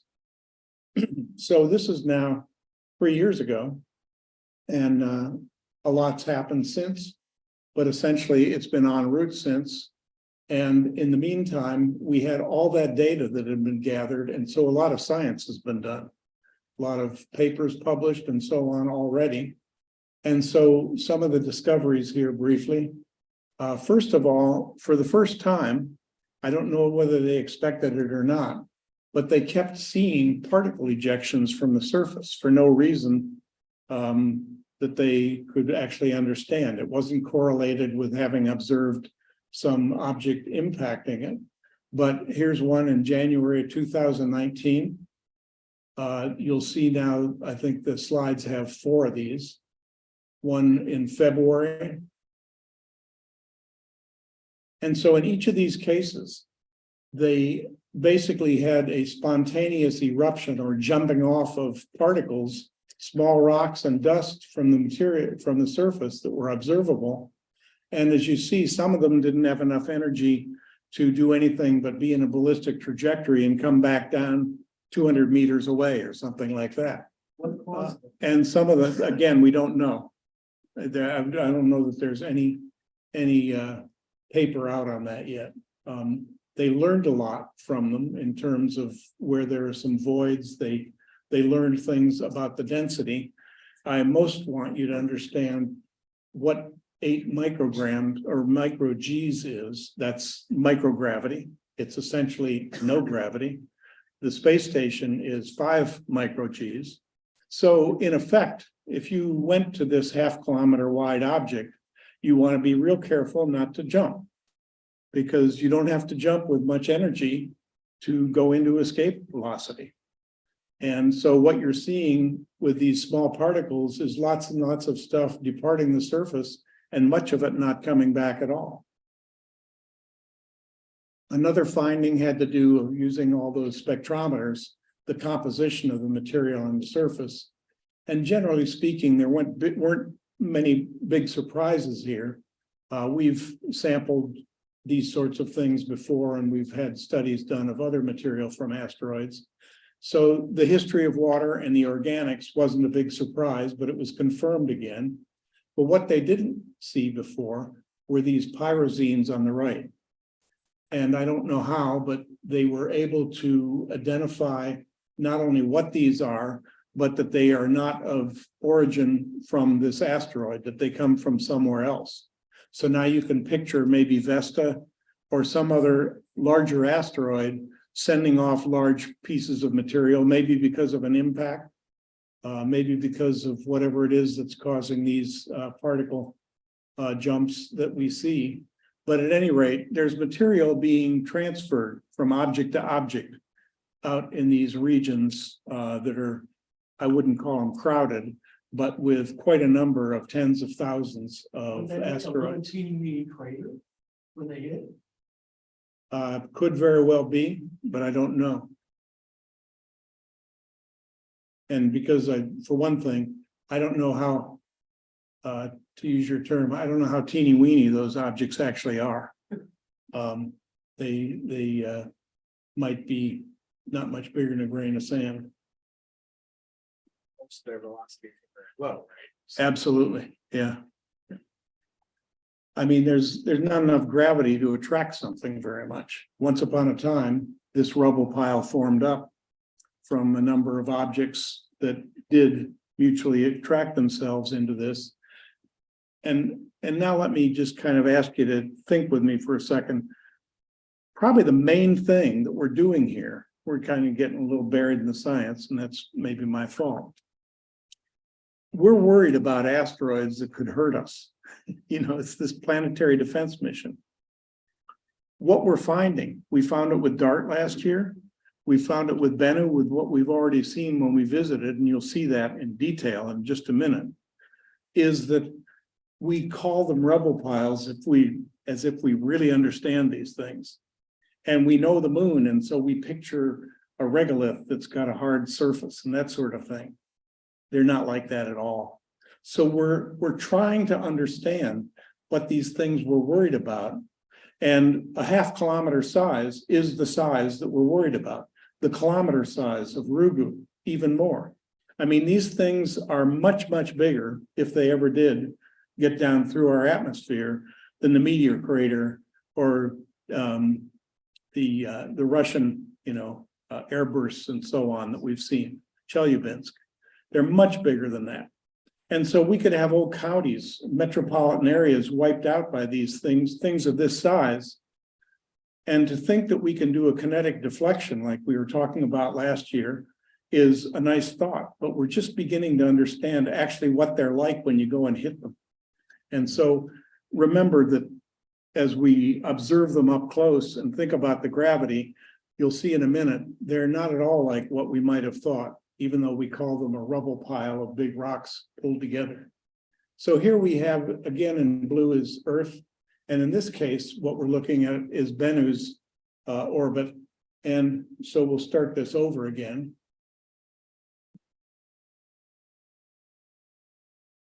So what you see here is Bennu, as it makes, if you look in the lower left there at the dates, in 2135, in September, right there, it's predicted to have a very close approach, not a dangerously close approach, but one at which point maybe things will change because of Earth's gravity. Because at the moment, as we look on, and perhaps the gravity is going to cause it to change like that. I mean, this is nothing more than a possible change in the next orbit, a change in the semi-major axis. But if it doesn't change, and if things actually were perturbed in a slightly different direction, one of those 32 approaches that we're now calculating in that 121-year period over a century from now might be perturbed into being one that hits us squarely, or it might be one where Earth's gravity or some other perturbation effect changes it a lot. Well, the Yarkovsky effect is one of those effects. Briefly, what it is, it's solar heating. Every rotating object is feeling solar heating variously as it rotates, obviously. And so it's the simplest way that I can understand it is to think of it as absorbing and re-emitting the solar heat at a different place on the object in such a way that it creates something of a force. And that force, we've now calculated a change in Bennu's orbit of 185 kilometers, which sounds like a lot, except remember, it's roughly, twice the distance to the sun. So it's like 185 million miles away. So it's 185 million miles away. 185 kilometers is a pretty small fraction of that. But we are being able to measure those changes. And of course, when we go out there and see them, that helps us too. What's the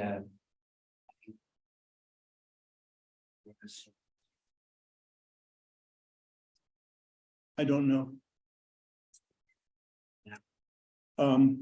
Well, let's see. I think what you're asking is, then we define the ecliptic, our eclipses. Okay. It's not exactly in that orbit, and I have looked at it and I just don't remember. It's not in exactly the same inclination as ours. Could be. Probably is. Probably is. Like maybe 15,000 others. Okay. There are lots of these guys up there we're watching. So this just came out in an article. I think I saw it in the Inquirer about 3 weeks ago, and it was just published in Icarus, I believe. And what this shows is what they claim to be a finding about possible layering on Bennu, which, if it turns out to be true, would then be the next thing that we would extrapolate to be for all rubble piles this size. Basically, what they're showing here, if you look in the upper image, what you see is kind of a smooth crater there. That's the Nightingale crater, which was decided as the target crater for sampling. There's the exact sample site. But what you can notice about that crater, which is maybe 20, 25 meters across, is how smooth it is. The sides of that crater are very smooth. And it turns out all over so in the last couple of years, they've been taking all this imagery, studying all the craters of different sizes, and found that there's kind of a break point.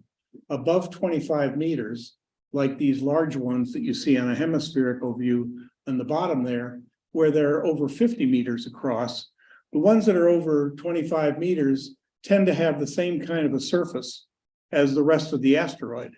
It's got big rocks and small rocks and great big rocks sometimes, but the sides of the craters don't look smooth at all. But all these smaller craters look like they have smooth sides. And so what they believe, and they talk about it as if it's a finding. I think of it as a theory at this point, is that they've now found that these aren't random accumulations anymore at this point in the solar system's history. And I'm going to wave my hands a little here to talk about something. There's something called the Brazil nut effect, which is an easy way to picture if you have a box of grains and larger things and bigger things, and finally the Brazil nuts. And if you shake it up, you know, good old mixed nuts, you might think that the big ones would fall. It's the opposite effect. When you have that sort of an arrangement, the aggregation, it turns out that the Brazil nuts all end up being on top, the large objects. And so they believe that through all the shaking that's taken place for 4.5 billion years, for all these objects, including Earth, for various reasons, that there's been a kind of a sifting of the smaller material down below the surface, slowly but surely, into a layer that they now believe is about a 1 to 4 meter layer of compacted small particles just below the surface. And so layering on an object this size is really quite a finding if it turns out to be true. And so the sample that's come back was taken of exactly that part, you know, of the side of a small crater. And so we'll just see if there's anything that they can learn to support or refute that. So science has been going on. So the spacecraft arrived in 18. As I said, they did lots of mapping so that they could do their site selection, which they did. They did the rehearsals. They did their sampling. And so here is what actually happened on sampling day 3 years ago, roughly. On the left, you see a camera looking straight down on that sample canister. On the right, you see an oblique view of the same view so that you can watch the sample arm or its shadow actually come in from the side, as you'll see in a minute when it touches down. So you'll see on the right, the shadow right about now. There it comes. And so the foot's just about to touch down, and they thought it would just press down a little bit. They'd blow out some gas and it would come back up. Well, that's what happened. This is actual, you know, footage from those cameras of what happened. It was literally an explosion. And the amount of material you'll hear about in another video in just a minute was extraordinarily larger than what they expected. On the right side there, as you look at the side, you can see the sampling area and you can see a whole, if you will, rim that's been blown out around that area. So they got a big surprise with the Bennu sampling. It didn't act like a hard crust that they had to kind of break through or break part of. So now we're going to try and see. I'd like to be able to do this halfway through, but I may fail at that. Is there either one here I can try to control? Try to play this. Yeah. I can play it just by clicking it, but it's starting at the beginning. I want to go halfway through. Let's try that. There we go.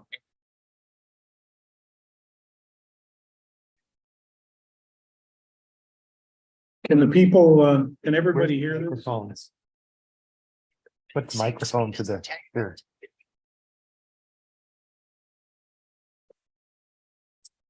Yeah. It's coming up on the good part now, so we haven't missed anything yet. But there we go. That's good.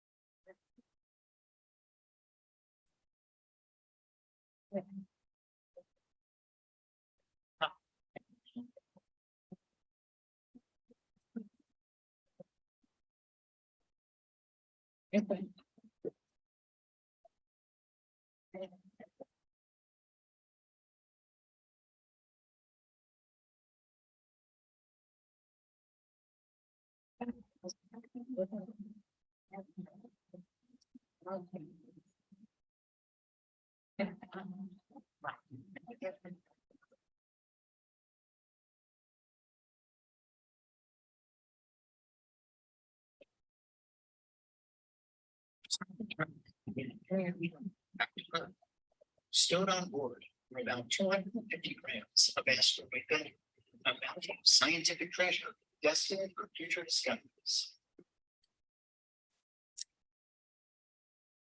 So, I don't know, I think it's a fantastic video myself. Goddard Space Flight Center did that. Probably the most important thing there was that bowl of popcorn.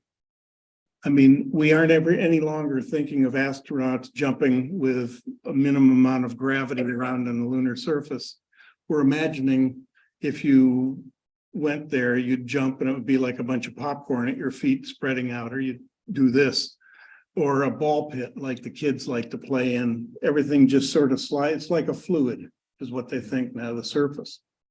What that means in terms of momentum transfer, which is what kinetic impact is all about if you're trying to deflect an asteroid, is the big question. And so each time we go and see one of these surfaces and get the chance, which they showed at the end there, to go back and look at it again and actually come up with a good number on how much material moved versus how much you expected, because they know all the other forces. They are getting some really good data out of this now. So let's see if this can go on. Yeah, this always happens. I need to back out and click to get to the, and you need to get me to the next slide. It always locks up at this point. Is it? No, this is, we need to get to, there we go. That's it. Okay. All right. So back to actual imagery from the SAMCAM sampling camera. This is looking at its own foot, its own canister. And what you're seeing here is just a looping of 3 images. It's not a continuous animation or anything, but they're actual images of the material as it's going up into the opening there on the bottom of that foot, so that it can go into the outside and be captured and held in place by a mylar ring that's around it. And you see kind of a football, a black footballish looking thing there on the left and the inside. That's a rock that's stuck there. And so for a day or so, they were worried because they couldn't dislodge it and they wanted to get the thing. And I said a day, I don't know how long it was, but they were worried for a while at any rate. And they eventually got it completely closed up. And when it closes up with an amount of material that they can only estimate, and they've estimated it now at 250 grams, where the goal was at least 60 grams. So we think because of all that material that got blown up, that we got a whole lot more than what we had hoped for even. And then they carefully put it back into the sample return capsule. Here it is being seated. And as it sits down, you can see some of the material actually coming off of the canister that had collected on the outside there. And you see scientists everywhere thinking they wish they had some of that material for their lab, which is floating away right now. But at any rate, they sealed it up and it's been on its way back ever since. And it's going to arrive on Sunday. So 2.3 year journey. Here it comes right now. The spacecraft just effectively drops the capsule. The capsule comes down 4 hours later, hits the atmosphere, gets real hot, goes through the usual heating and slowing down, and then opening of the drogue and main chutes, and it drops into the desert in Utah. And the place where it drops is a fairly well-known place, which we'll look at here in another view, Dugway Proving Ground. And so here you see in the upper left is Osiris after it's let go of its capsule, because we're going to look and see what it's doing now, because the spacecraft's still operational. And so the capsule comes down. 4 hours later, you have entry into the atmosphere there, and then you get heating and peak deceleration, and peak heating is about 60 kilometers up, and then you have it land on the surface, and the computer projects that it'll be somewhere in that blue ellipse there, and maybe even right in square in the center of it. But there's a very, very high probability that it's going to come down within the Dugway Proving Ground, as it has before for the other two missions that they've done this.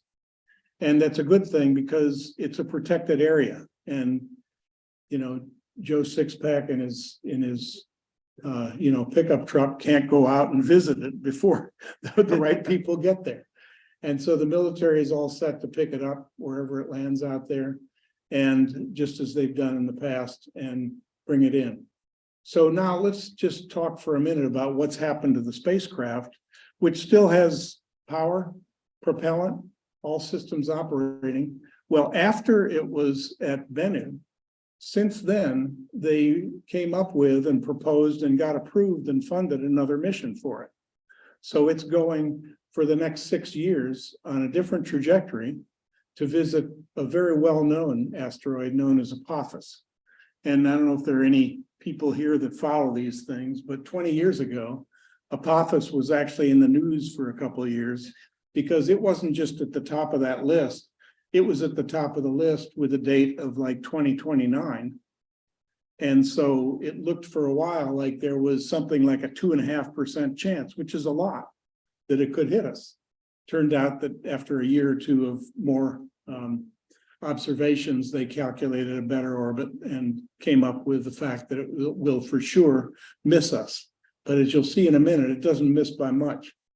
Anyway, so it's going to pass very close on the 13th of April, just about the distance of the ComSats. So it's going to be very close to Earth. It's going to be naked eye visible. If you're in Europe, or I think parts of Asia, not from the Americas, but maybe you want to put it on your bucket list for 2029. So seeing Apophis may be something that we read about then. Now, If it hits, it'll be the other side of the earth then. excellent question. Yeah, okay. I think they need you in Washington, actually. Okay, all the thoughts I just had about Russia and Ukraine, I'm getting out of my head now. Okay, back to Apex, the Osiris Apex mission now, Apophis Explorer. And so a couple weeks or 5 days before the close approach, Osiris gets near enough to start imaging it.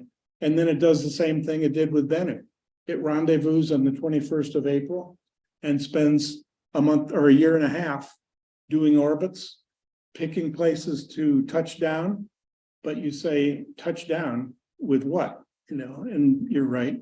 There isn't any touch and go event anymore, but they are going to do as if they had a touch and go arm. And they're going to go down to the surface and they're going to use the retro rockets to fire again and go back and look at it and get yet more information about the surface of this. It's not quite as big as Bennu. It's, I think, 370 meters in diameter. It's still pretty big, and it's a dangerous size.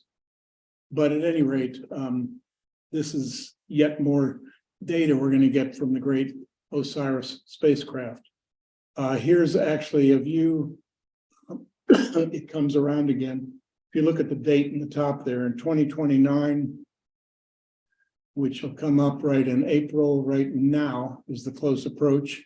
At that point, we calculate that it will probably be enough of a tug from the Earth's gravity to change its orbit by roughly 20 to 25% from 0.92 to 1.1 astronomical units, a very significant change. All right, so back to the sample. Sitting there in the Utah desert, it gets picked up and handled for about a day carefully before they fly it to NASA Johnson, where they have a purpose-built clean facility just for Bennu samples.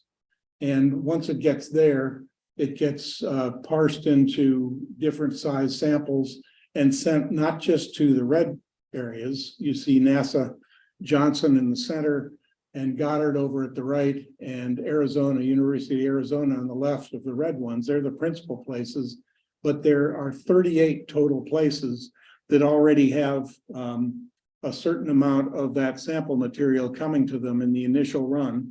They've all got their instruments and their projects, you know, that have been approved, and they're ready to do their own analyses. So much like with James Webb, NASA's really learned how to plan ahead so that it isn't just, oh, something came back, let's see who wants to get it and has the best idea. They spend years with people making selections and preparing for this. So it's going to go out, excuse me, since they think they're getting back maybe as much as 4 times as much material as they expected. That's a real boon. So if I could get this to change, that would be nice.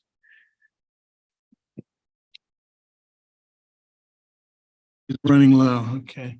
That's plugged in. So it's faster. Should be good.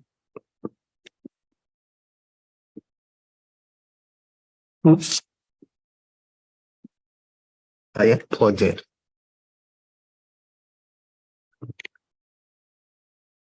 And you've shifted it a bit.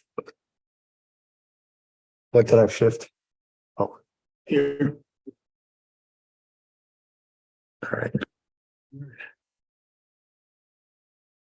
not in business. Why isn't the clicker working? Just a second, maybe this may come off.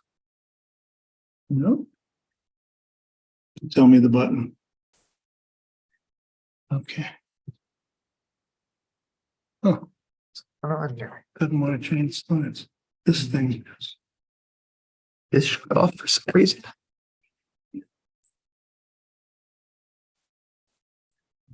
Is there any questions about Wendy's or? Zoom just quit. Yeah.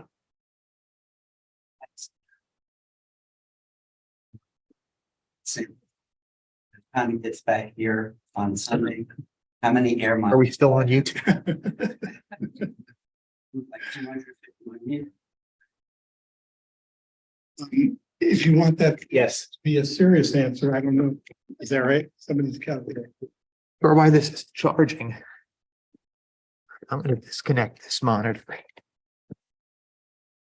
All right, well, we should be working. I'm not sure how much battery we have left. Okay, Plugged in. it's just frozen on that slide. Here.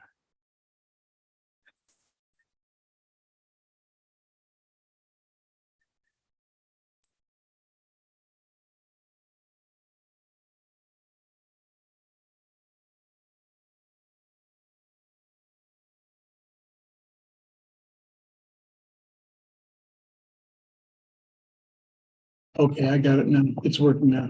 You can, if you stop, I think, Okay, we're off the Zoom though. yeah, I'm not sure what happened. It's not We working lost it. anymore. All right. All right. Oh, we should be back on.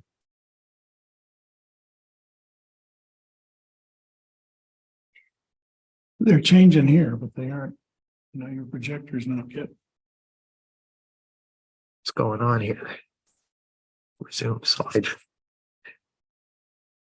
Okay. Okay. All right, it's working. All right. So, many techniques being planned for it. Examples here of different labs. One interesting way to view what's going on is in the upper right there, that woman is shown working on a mass spec analysis of some lunar material from Apollo 16. which was collected many years, decades before she was born, and just released with using techniques and instrumentation that hadn't been imagined when she was, or when it was collected. So that's the kind of thing that you want to make sure that you archive some for the future, as it says down there at the bottom. So lots and lots of people getting ready, and very soon they'll get a chance to start testing some of these hypotheses. Just real quick, the sets of things they're looking at, they're comparing what they've already learned from all that information at Bennu with what the material is going to tell them here. And secondly, always for these solar system missions, there's got to be a look at things that relate to support for life, or anything organic. And so there are a bunch of things that they'll be looking into there. There are a number of different hypotheses that have to do with solar system origins that they plan to look at. Rubble pile formation, they're learning a lot about that, obviously, right now. And finally, because of what happened at collection and the fact that they couldn't actually close off the sample for a while, and the fact that it's also been through re-entry and heating and all that, they want to compare what they think they knew out there with what's actually happened to the sample now that it's come in. The loss of volatiles there is kind of interesting. By design, this was not a sealed canister. It costs a lot of money / weight to come up with a near vacuum sealing, hermetically sealed canister. The Japanese did that for their second mission, so they got more information about volatiles. And in exchange for that, they only got about 6 grams of material, because it's a big trade-off for what you use your sample return canister for. But we hope to have, some evidence of volatiles. Scientists said that these kinds of meteorites, for whatever reason, they have a very strong odor when they find them on Earth. So they're going to be interested to see what an odor is some kind of volatile material. And so Sunday it comes back. Within just a few days, probably by the end of the month, we're going to hear exactly what amount they recovered and a quick look analysis at it. And they've got a bunch of things planned for the first 6 months, where they have an issue of a journal that's set aside for it, and specific topics that they plan to write articles about already. So a lot's coming soon. And so here we have September 24th, the day after tomorrow. And that's it. And I'm running out of those.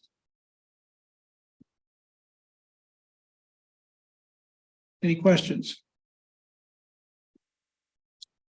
Yes, sir.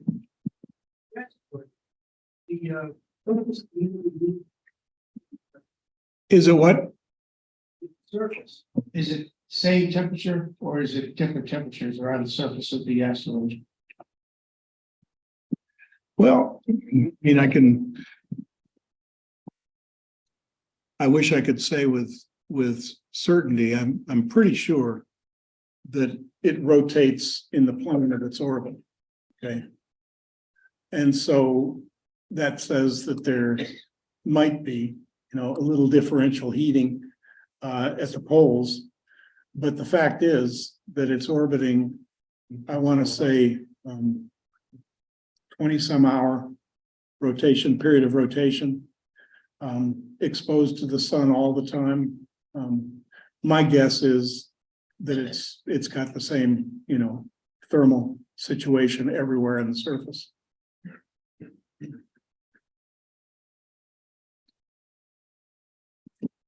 Thanks. Trying to get my head around how the particles jump off it. Do you think it's some kind of a effect of the sun hitting it? I wouldn't be surprised. I mean, for example, I'm making this up. The scientists didn't say anything about it, except that they don't know why.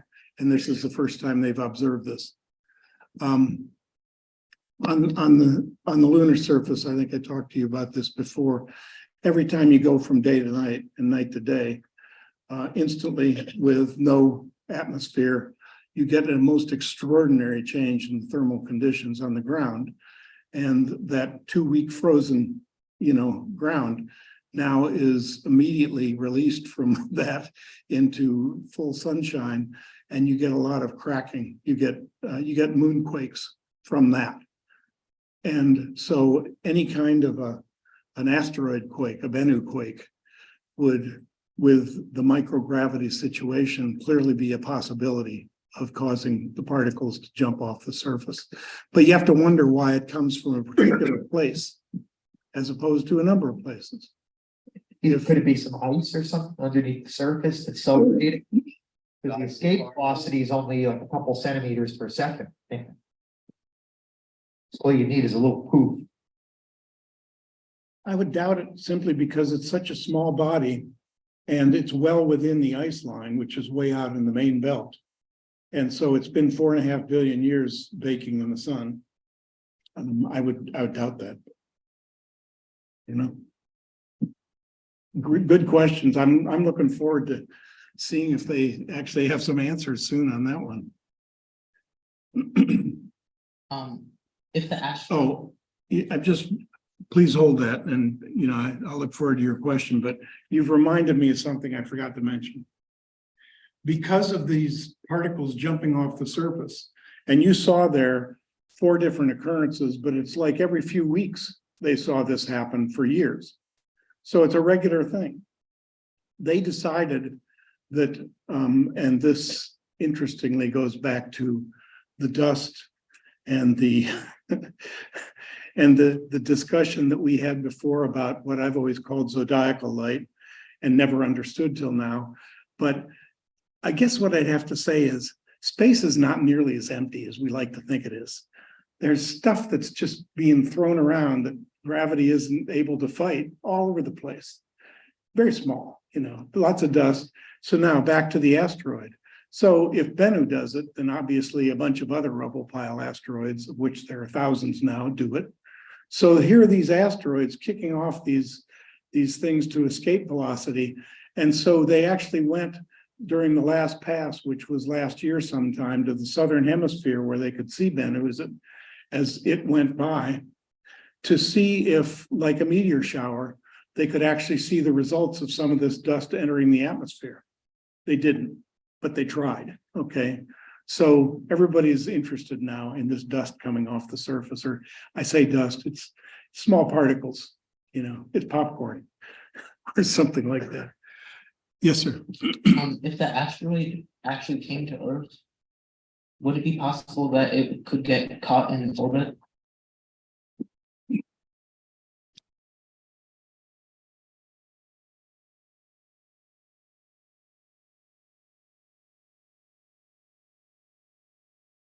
I'm kind of picturing that through the eons, this may have happened at some point.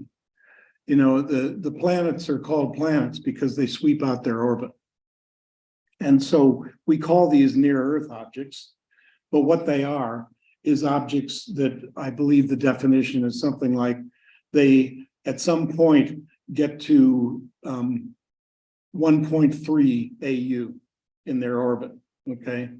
Could be the perigee, or wouldn't be perigee, could be the what do we call it? Perihelion, could be the aphelion. But at any rate, they don't necessarily cross Earth orbit everywhere. A lot of them do, some of them don't. But what you're suggesting is there could be one that's almost like a companion, because that could be the only way that would happen.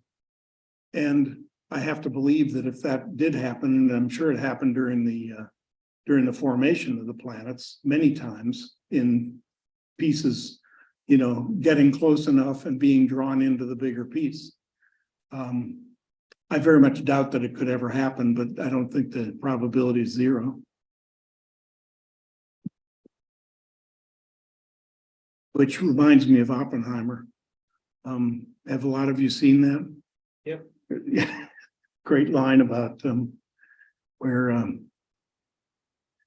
General Groves desperately wants to hear that the chance of lighting the atmosphere on fire is 0. And he said, no, it's very small. Neither zero. I'd like zero. And any of you that have worked in science, you know, I got to it in graduate school, but I mean, basically the universe is determined by probabilities. Nothing's for sure. A lot of things that are practically zero, but that's it, practically. Questions?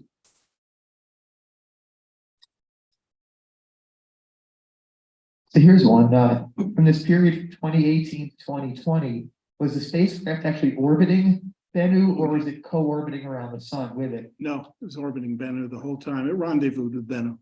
And the really interesting to picture this. I think one orbit.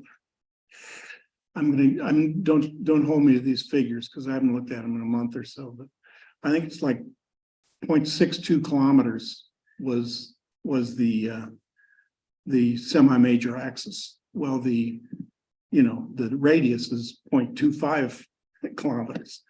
And so picture something orbiting effectively 300 meters above where you are.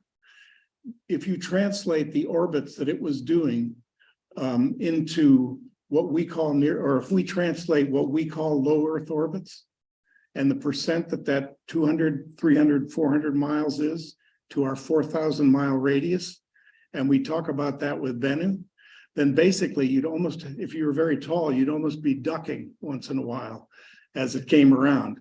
They didn't get that close, but they did get within a few hundred meters in their orbit, and they orbited circular orbits like that. Yes. As long as the amplitude is near zero. Other questions? All right, let's thank John for a great thought. Thank you.